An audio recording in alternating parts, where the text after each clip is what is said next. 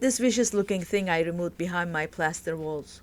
Today I want to share with you how to cut plaster walls neatly without cracking and cut through the metal mesh or metal lath and remove it in order to create a little niche in my plaster walls. This is my attic level room and I wanted to add some excitement to this wall. When I decided to create a niche, I had no idea I would find metal lath behind because lower levels of my house has wooden lath. Finding metal lath was an unpleasant surprise, to be honest, but I managed to tackle it. Without further ado, let's get to it. I decided the location and draw my lines. First, plaster needs to be cut with a special blade regardless of wooden or metal lath behind. This is a grout removing blade. It cuts through the plaster very easily. Since plaster is sort of a grout texture material, it's perfect for it and it doesn't create crazy amount of dust. It goes on the multi-tool and I wanted to try this gift I recently received. It's a handy tool. You can use it as a keychain but very sturdy and well made. I thought I gave it a try.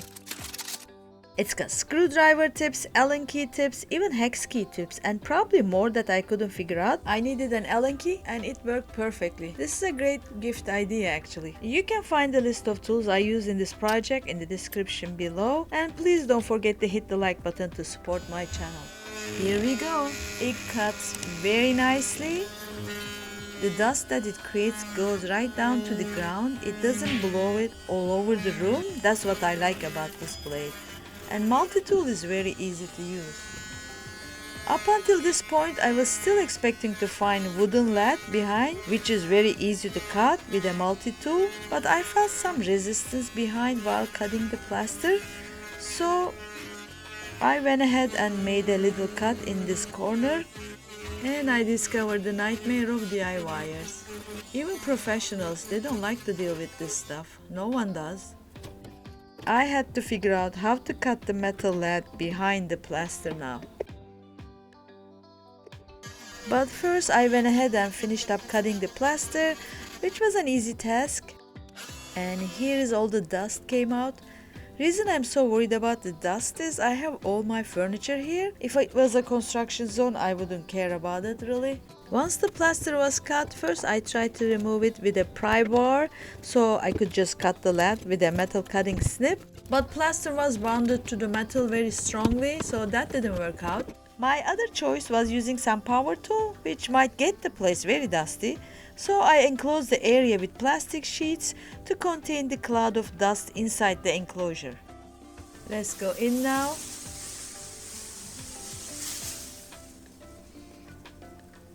You see, nicely taped, so dust have no way of getting into the room. Now I'm going to use two different tools. This is a grinder with a diamond blade. This is a multi-tool with a metal cutting blade. This blade cuts metal, wood as well as plastic. I started out with the grinder. Diamond blade is supposed to cut metal, but while grinding the mesh, it produced too much fire sparks. Having an old house here, I was worried about setting the dried out wall studs in fire, so grinder option was out. The difference between grinder and the multi-tool, grinder spins, multi-tool vibrates. Despite of all that fire sparks, metal wasn't even cut yet. Now this is my second option, multi-tool with a metal blade. This felt so much better than the grinder and it was cutting better than the grinder. It cuts horizontal lines effortlessly. As you can see, I'm just cutting right through it.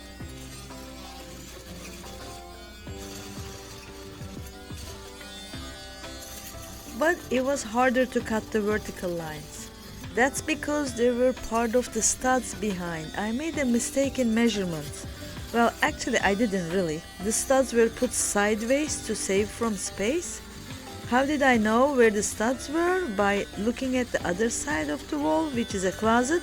I could see the screws. That's how I located the studs. And when there's a stud behind, it's really hard to cut the wire mesh. Here is the close shot of top. You see, it was really easy to cut it when there's no stud behind it. And here is the stud on the side. I left the right side as is, but I decided to cut the left side.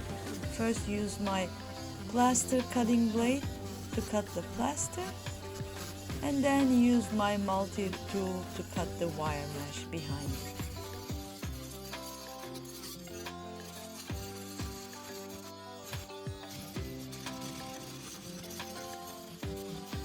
And finally, I was able to move the lath off the wall. But I still had to wrestle a little longer. It was still not that easy. I used a metal snip to cut the areas that the blade missed.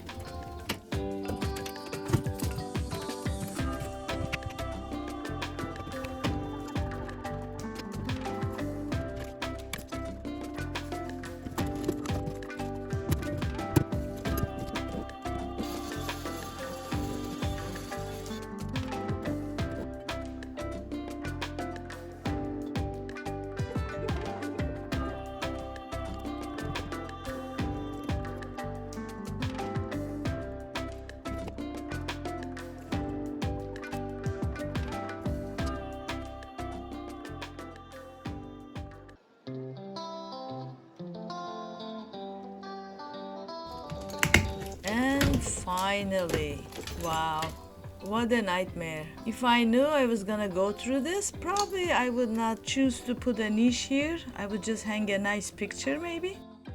But after all that struggle, I'm happy that cut looks pretty clean.